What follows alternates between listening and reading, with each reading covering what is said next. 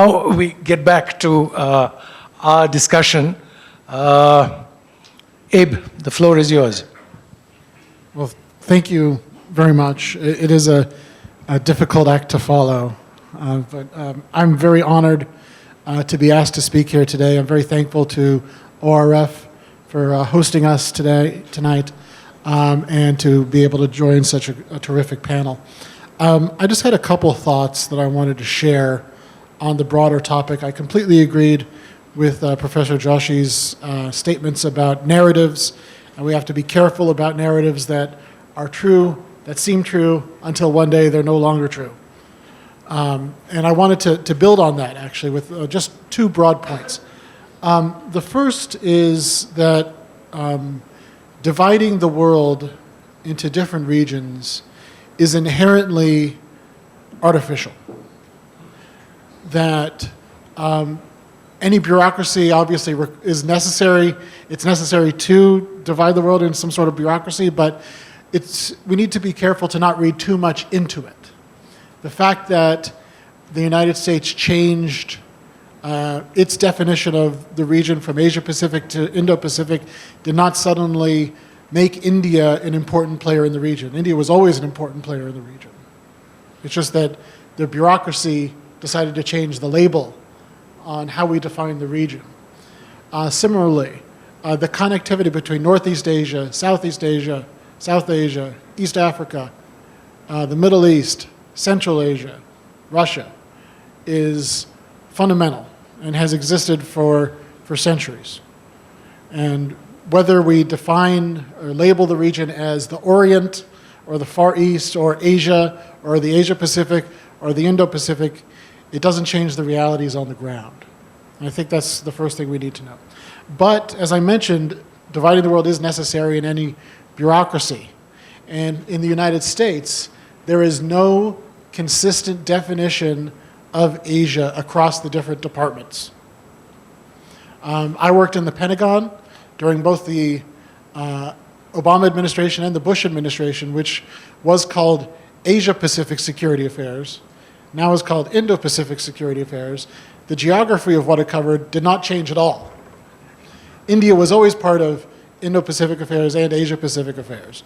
Yet in the State Department, there is East Asia and the Pacific, which is separate from the South Asia Department. Similarly in the White House, similarly on Capitol Hill, all these regions are divided differently. So even inside the US government bureaucracy, there is no standard definition of what constitutes Asia or the Indo-Pacific. I think the ORF makes a significant and very important contribution with the Raisina dialogue. I was very honored to be able to sit in and observe it a couple years ago.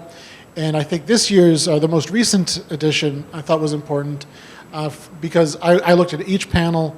I thought they were all very interesting, and especially for this conversation, the statements made by Deputy National Security Advisor, my friend Matt Pottinger, was especially important, where he announced that the United States had expanded its definition of the Indo-Pacific from Kilimanjaro to California. I'm not sure if that actually involved any changes on the ground, but it's a nice line, and I think he deserves a lot of credit for it. But I also think it's important to focus on some consistency in U.S. approach to the region, even if the label changes. The approach to the region supporting openness, supporting inclusivity, be it in a free and open Indo-Pacific or the rebalance. I mentioned earlier that I was a junior staffer in the Pentagon during the Bush administration, working for Robert Gates. And if you look at the speech he gave at Shangri-La in 2008, he said the United States stands for openness and against exclusivity. So that's a pretty good standard of consistency across several administrations, across several different political parties, both political parties. So that's the first step I'd want to mention, is that dividing the world inherently is a bit artificial. The second point that I would want to make is that what's not artificial, where I think we should focus our efforts, is on the broader realities on the ground, of the real geopolitical dynamics that's shaping the region. Because ultimately, I think they're much they're of much greater consequence than how we decide to label a region or another. And I'll point out a few. It was mentioned before, I run the Asia program at the Wilson Center. We've been labeled for the third year in a row by the University of Pennsylvania as the #1 regional studies think tank in the world. And I'm actually required to say that, it's part of my contract. And so because of that, we have complete coverage over the entire world. And we have to, sometimes inside our own discussions, talk about why our region is so important. So I like to talk about a point made by the Financial Times a few weeks ago that this year, 2020, is likely the year that historians will point back as the official start of the Asian century, because it is the year that, measured by PPP, that Asia created more GDP than the rest of the world combined. And so in our internal debates, that's what I say, Asia is so important, but also that's a fact on the ground that's critically important to our understanding and examination of the region. The second is the effects, strategic, economic, political, social, of a rising China.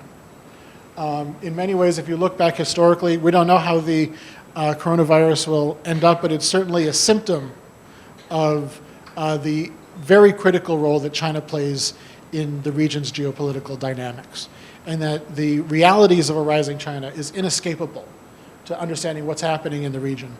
Conversely, and I think it's not a controversial point, that there remains significant uncertainties and questions about, across the region, about the sustainability and reliability of American power in the region.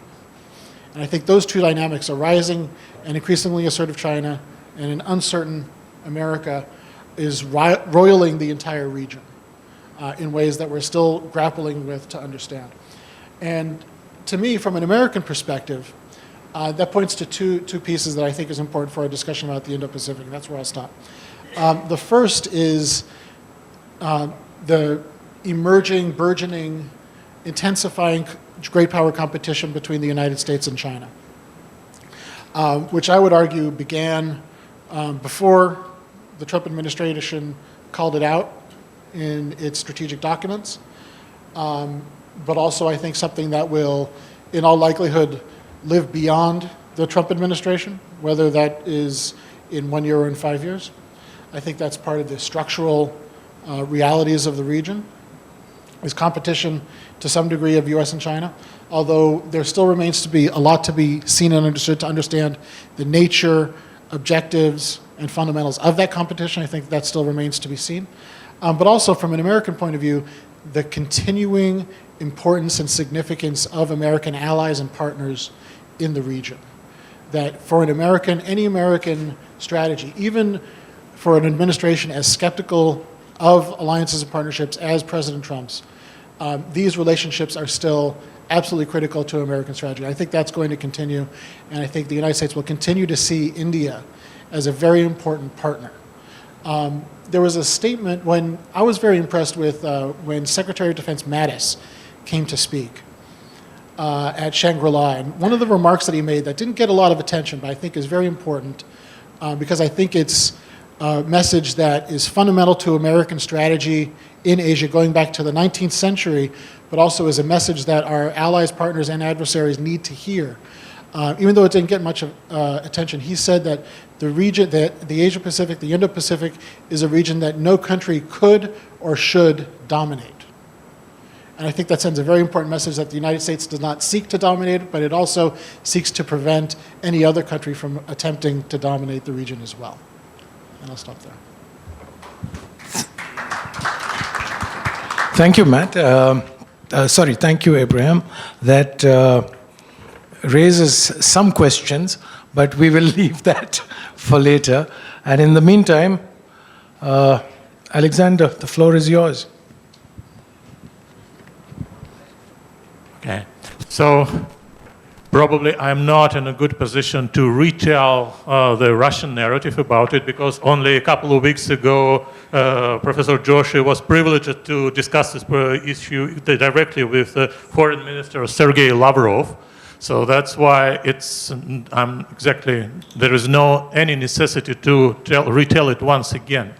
But I want to stress that Russia is very worried by the possibility that Indo-Pacific concept will bring not integration but disintegration, division and misunderstanding. Because I have only 5 minutes, so probably I'll put only 2 keywords for it. It's clarity of narratives and compatibility of narratives. First of all, and it's also my colleague, Professor Denmark, mentioned about the dominance of any power in Indo-Pacific. But there was also a document which was published in the United States in June last year, which mentioned not only China, but also Russian presence in Indo-Pacific with like a question mark. So is it good for the interests of the United States? Or how to say Russia was named as a revitalized malign actor in the Indo-Pacific region. So that's why we have different narratives, and we have divisive narratives, and we have unifying narratives. And among the unifying narratives, I want to stress it once again, there are good and not mentioned narratives. And good and not mentioned narratives one is a triangle narratives of Russia, India, China triangle dialogue. And the second, also good but not mentioned narrative, is a narrative of Shanghai Cooperation Organization. I know that Professor Unnikrishnan recently published an excellent article in Russian. It's a really excellent article, and I advise all my Russian reading colleagues to read on the pages in the website of the Waldai Club. And there were very good and proper questions about our understanding of Indo-Pacific narrative. But it's not only a question, what's the Russian definition of Indo-Pacific? It's a problem of what's the India definition of Indo-Pacific for the sake of Eurasia. Because India has a right of voice within the Shanghai Cooperation Organization.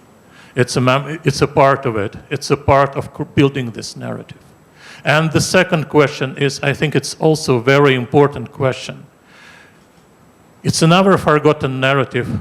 We presume it exists, but we do not look deeper in it. Personally, I am an expert in China, expert in Chinese political discourse and political narrative. And what is worrying me most, that China is worried. China is, some Chinese experts are really scared by the Indo-Pacific narrative. They presume that it's a tool against China. It's a tool of containment, tool of holding China back. And by preparing for this discussion, I looked for some most recent Chinese political publications. I cannot retell it even during a day-long lecture, but some things are worth mentioning in our debate. How to say, the problem of Chinese vision of compatibility in discourses. One of Chinese authors wrote an article by making comparisons and oppositions. His narrative is, Chinese narrative of One Belt, One Road is a narrative of compatibility, but Indo-Pacific is focused on openness. China is focused on development, but Indo-Pacific is biased towards stability and security. China is focused on joint construction, and Indo-Pacific on building alliances and drawing division lines. I'm sure that many colleagues sitting in this hall will raise their objectives. They say, no, Indo-Pacific is not about drawing lines, it's not about building alliances. But that's the power of narrative. It exists in China, and China is really worried that Indo-Pacific is a tool of containment. But the next step is, sometimes Western colleagues presume then when some countries are being pressed or some countries are being sanctioned, they will sit idle, will not act, and will wait until sanctions or pressure or any kind of bullying will make these countries to give up their position or to change up their behavior. I can assure you that Chinese expert community is preparing counteractive measures. And when Chinese counteractive measures will be ready and will be implemented, will it bring more stability and prosperity, or will it bring more competition or division lines into the region? That's an open question. I leave it up to everybody to guess about it. There is an excellent Chinese scholar, I want to mention his name, Zhao Huasheng, from the Fudan University. Definitely all of you who are engaged in international studies know him personally, or maybe by reputation, reading his articles. And his most recent article is in comparing the concept of Greater Eurasia with concept of Indo-Pacific. I don't know, is it translated into English or it's available in Chinese only? It's a great piece of analysis. And Professor Zhao said, well, it's a different time. We are not in the 20th century. There will be no repetition of the Cold War, but what we'll get is Ruan-Tixi, is a soft systems, and Ruan-Duili, soft opposition. On one hand, it's more or less inspiring, at least we still remember 20th century with Cold War and hard opposition between two camps. But is it worth to build soft systems, soft camps, in order to promote soft oppositions between them? It's another open question I leave for the further discussion among the experts. But it's quite evident that the division lines are getting visible, and probably there could be some cooperation in science and technologies, but now China-US China-US technology competition will not help to build unified, integrated, innovation space or technological space across the Indo-Pacific region. And probably the last citation which I want to use, it's from another Chinese scholar, and I really liked this quotation. It's also about narratives. Definitely, and this narrative was mentioned several times during our session today, the narrative of the Belt and Road. Definitely, surely most of you know that Belt of Road is exactly two components. One is a belt and another is a road. Road is a maritime Silk Road of the 21st century. And this Professor Zhang Jie is saying, well, the Indian Ocean, the Indo-Pacific line, it's exactly the maritime Silk Road of the 21st century.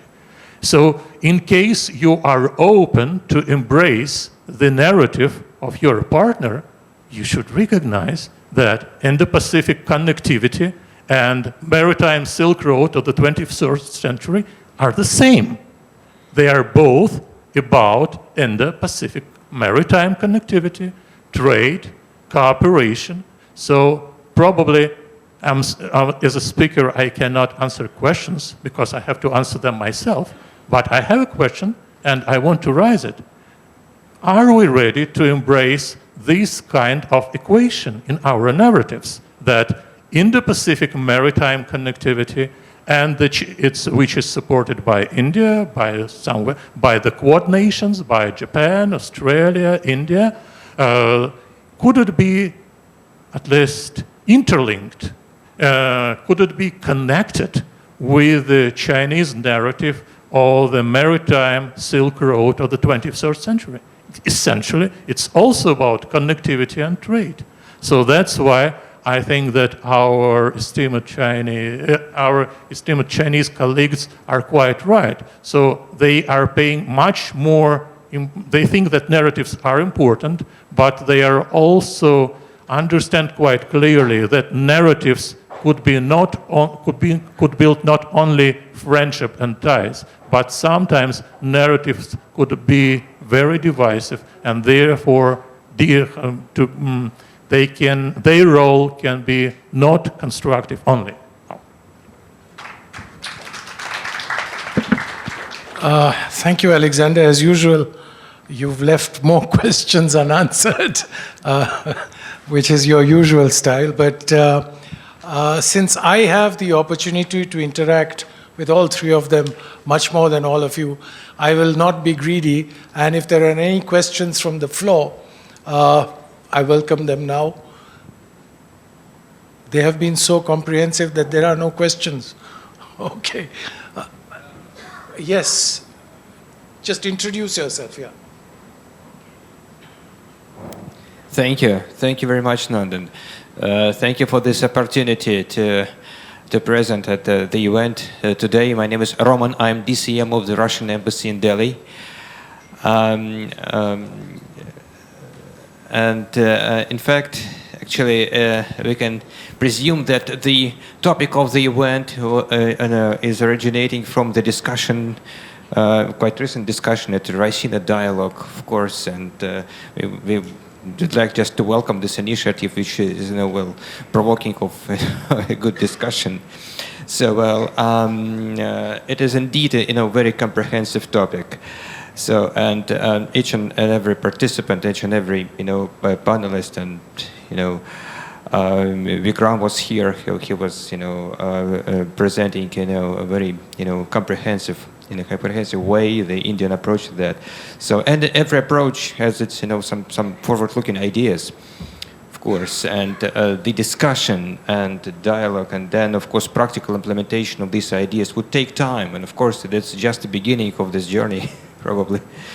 So, and at the same time, well, we could agree with many forward-looking ideas that the reality existed even before the change of the name of the of this region, and at the same time, so reality from our point of view is that all these regions are interconnected, and we are constructing greater Eurasian partnership from Lisbon to Jakarta. So well, it is also very relevant in terms of similarities of the approaches with India. So it is also open. It is also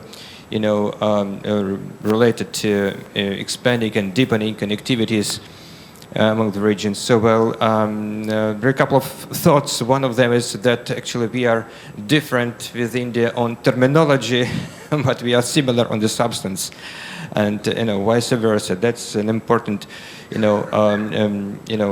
observation of the topic. Well, at the same time, so just that was the main idea. Just wanted to share with you. So well, but terminology is important, as Minister Lavrov said. So well, that the terminology is something which with which we start our journey. So thank you very much for this discussion once again. So thank you. Thank you, Mr. Babushkin. And any more questions? Yes, Mr. Shakti Sinha. Thank you. Thank you, Nandan. My question to Mr. Alexander Lomanov, the Asia-Pacific thing. The Russian foreign minister was very clear at Raisina that you guys are getting trapped in Indo-Pacific. Asia-Pacific is a better concept.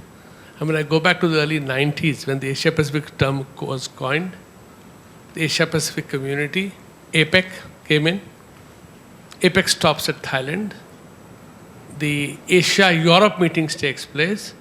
And the second biggest country in Asia, India, is not there. Because Asia stops at Thailand.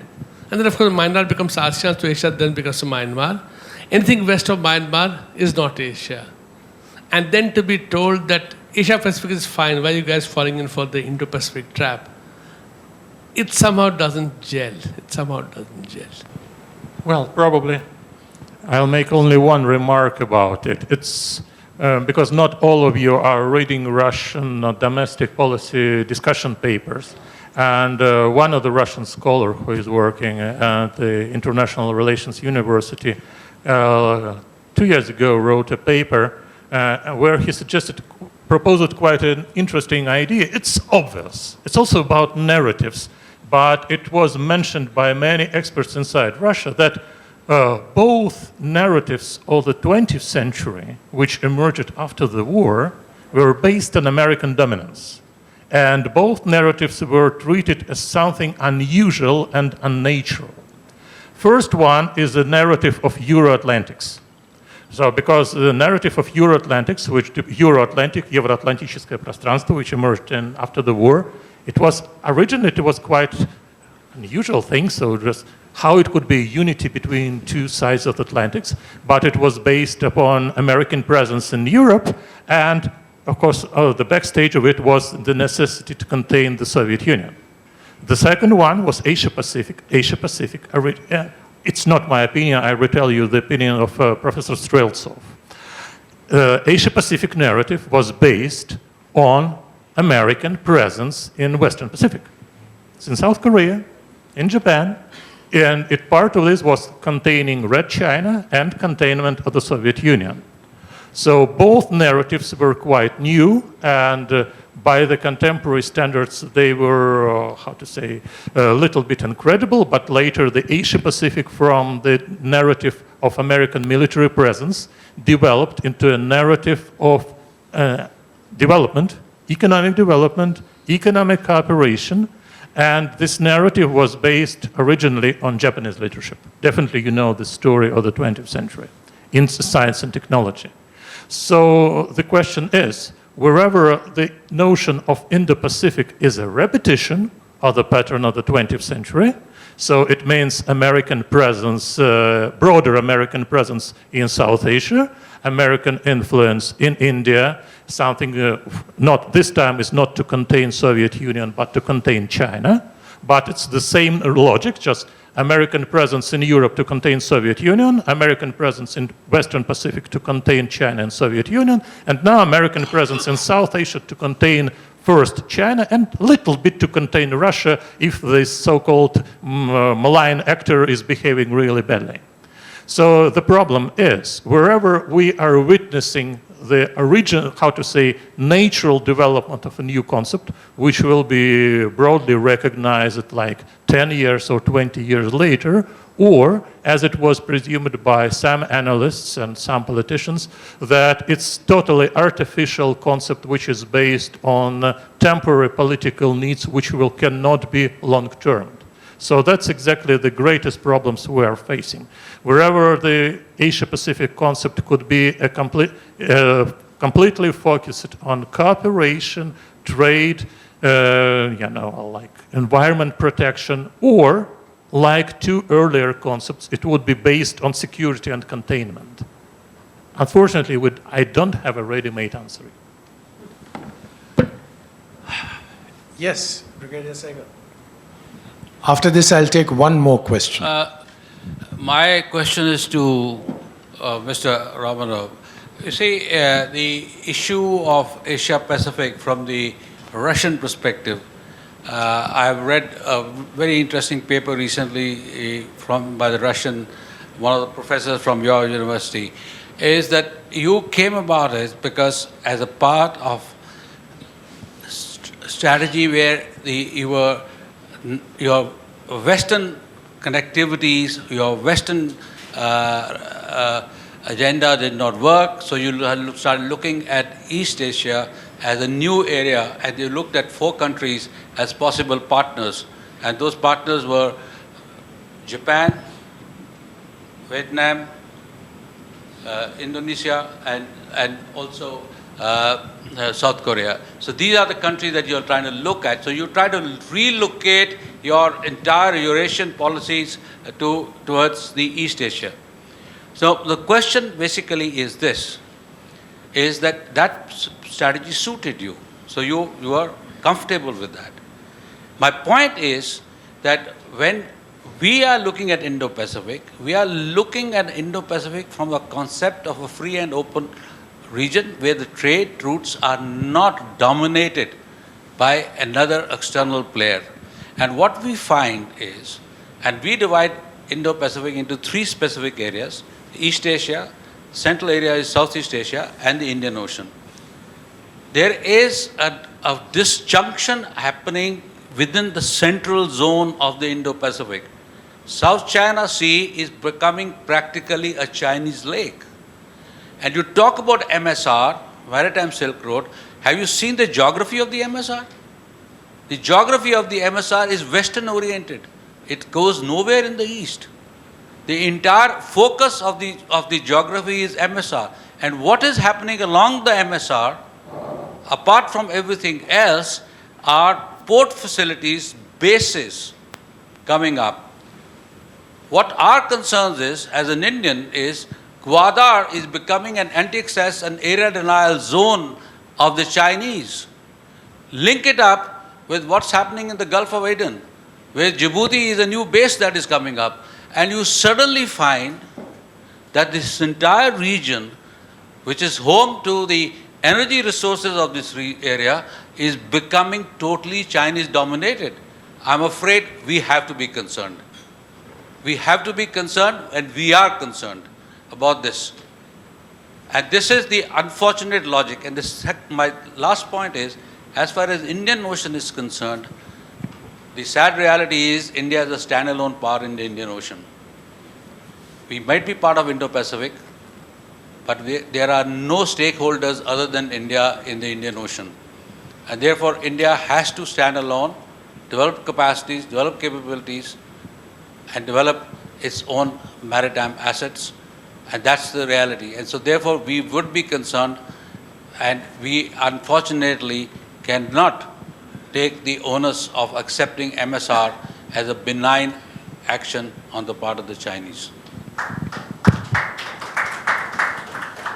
So the question which you raised is very important, and it's directly related to the topic of our today's discussions. Of course, nobody, neither in Russia nor in any other representative of scholarly circles from any other nation, will deny that Indian scholars, Indian politicians are concerned about China's rise. So that's why I want to stress it once again. Well, we need to see how the problem, to see deeper into compatibility of our narratives. Because in case there will be some Chinese, so now we have, probably we need to make a quad. It's a home task for Professor Unnikrishnan. At least we need Chinese speakers here. I can assure you that Chinese mainstream scholars are very worried about the Western and American strategy of containment. They are worried, so well, how to say, they are like you and our Indian colleagues are worried about possible Chinese presence. They are worried by American freedom of navigation operations, supplies of arms to Taiwan, and many other issues. I will not retell them all. But that's the problem of cooperation versus containment. And it's one of the basic ideas of Russian foreign policy. How to produce space which will provide equal security to anyone. When everybody will feel safe, not someone will feel safe in expense of others, but when China will also see that Indo-Pacific strategy, it's not a strategy of suffocation, it's not a strategy of holding China back, because now, well, at least politics of Mr. Trump was quite convincing, and now even 2 or even 3 or 4 years ago, for China, the possibility of serious anti-China containment policy was mere a problem of theoretical discussion. Now that's a practical issue for China. They are scared, they are worried, but what I think that when some people are scared and worried, they can produce emotional and maybe not very, strategies which are not very positive and not very feasible. So that's why it's in our common interests to engage, not to start from containing China, but to start from engaging China, to start from dialogue, to start from seeking commonalities in order to eliminate these possible issues of division and conflict. And I say that Professor Denmark. Yes, you got to say something. If I could chime in on this idea of Chinese narratives about the United States and Asia. I think Professor Lomanov is exactly correct in that many Chinese scholars see the U.S. strategy, free and open Indo-Pacific, U.S. alliances, et cetera, as part of a strategy to contain China. I think that's absolutely correct. But I point out and add that during the Obama administration, Chinese scholars and officials said exactly the same thing about U.S. rebalancing towards the Asia-Pacific, that it's really a strategy to contain China. And I'd actually point out that in the early years of the Obama administration, when the United States specifically reached out to the Chinese in cooperation, when we signed statements, when we agreed to statements saying that we recognize and respect one another's core interests, when we said we cannot solve climate change without China, we cannot solve other global challenges without China. The narrative in China, amongst Chinese scholars and officials, was that it was a trap to contain China and saddle it with responsibilities. In fact, I have heard from Chinese scholars and officials that the invasion of Afghanistan was not about September 11th attacks, was not about evicting the Taliban, but rather was about encircling and containing China. So, from an American perspective, with a narrative that everything that the United States does that remotely touches on China's interest is seen as a strategy to contain China. The United States, in my opinion, should not try to base its strategy along allaying concerns and unfounded conspiracies in China, but rather on strategies that best support American interests and support our ability to enhance our ability to defend our allies, which is not a coercive relationship, but rather a relationship that our allies seek because of their concerns about China. So I don't see the U.S. strategy at all as a strategy to contain China. As I mentioned, I worked in both the Bush and Obama administrations. I have never been in a meeting in which we said, okay, how can we constrain China? But rather, I think if you look at U.S. strategies and what we've done with the Chinese has been to try to engage, to try to find areas of common ground, while at the same time doing what we need to do to defend our interests and to defend our allies. Thank you, Abraham. Yes. Question to both. Sir, we are running out of time, but yes, I can't stop you. So, your suggestions, both of you. Now, so how do you desecuritize these narratives? Working in the Pentagon, one of my mantras, when I'd be in a interagency meeting, one of the things I would often say would be, you don't want the Department of Defense to solve this issue. This is not a DoD issue. That there's other tools of American power, that the face of American power around the world should not be primarily military, but rather our culture, our diplomats, our businesses. But the way our bureaucracy tends to work is that when the president says our strategy is to rebalance towards the Asia-Pacific or to have a free and open Indo-Pacific, the military salutes, says, yes, sir, and goes out, does its strategy, and starts moving things, and starts doing things. Whereas other bureaucracies, other parts of the government are a bit slower to react. It takes more time to sign new trade deals, to negotiate new trade deals. It takes more time to develop and change institutions. And so the face of a policy, often if you're not careful, can appear to be primarily military or security. But I think especially in the Asia-Pacific or the Indo-Pacific, it's critical that the face of American power not be primarily military, but that the U.S. military be seen as a tool of American power that's in support of other broader national interests that are primarily represented by our private sector, by our society, by our diplomats. But I have seen, and this is the last point I'll make, is that in the U.S.-China relationship especially, issues not traditionally seen in a security context, be it trade, be it societal issues, be it economic investment issues, be it telecommunications technologies and standards, have increasingly been seen through the lens of security. And the securitization of that relationship and of that dynamic, I think, is something very important. And we need to be careful that it doesn't spread to other aspects of American foreign policy in terms of our relationships with our allies and partners, which are much more complicated, much broader than merely security military relationships. Maybe want to make only one addition to what Professor Denmark said. If I understand you correctly, so you mean that during the Obama administration it was already the same concern about China and just, rebalancing strategy, right? So, well, the idea is what I want to say, that you see, if you read more carefully into Chinese political debates, they are worried that now it's a change of strategy from containment to containment encirclement. Because Asia-Pacific means American presence in Western Pacific, and they have accustomed to it during the dozens of years since the end of the World War II. But in case India is also involved in this strategy, it means not only holding China back, but also encircling China from the south and from the west. So that's why it's a sense of urgency. It's a sense that it's an absolutely new policy.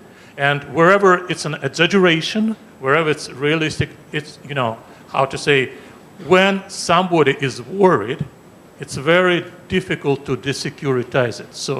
So my suggestion, it could be quite trivial and maybe old-fashioned, but when we usually say that Cold War is in the history, it will not come back, so we should forget all these instruments. But basic instruments such of dialogue, both on civil society, among scholars, among, non-political segments of the elite, trust-building measures, and mutual respect should not be discarded as old-fashioned things and abandoned in the 20th century. Of course, in case we'll be able to build new tools which will fit 21st century in a better way, it's okay. But in case we discard all, well-tested measures, well-tested tools of dialogue, of building mutual trust, mutual understanding, at least probably in our contemporary words, we should, narrative exchanges or narrative penetration of each other, it could be useful because sometimes we see that we do not recognize each other in the narrative of the other. We believe that we have best intentions, but the other side has the worst intentions possible. So that's why we need more mutual understanding. And it sounds strange. Now, we have internet, we have all these communications, we have social media, we have TV. So just you turn on TV, you read the newspapers, and you understand all, there are no barriers. So what's the problem is? But the problem exists, and we should not pretend that we don't see this problem. At least I cannot speak on a great, global issues, but I'm really worried by these alarmist tendencies in Chinese expert community because Chinese system is different from Russian, Indian, or even definitely from the American, but this new discourse of American shift from constraining China's development to its encirclement, it's definitely worrying us because this narrative could serve, it could provide foundation for wrong political decisions in China. So that's why it's important to keep open, to keep openness for dialogue with everyone, including China. Because without engaging China into dialogue, into narratives of Indo-Pacific, we'll miss the crucial point. That's my opinion. Thank you very much, Professor Lomanov.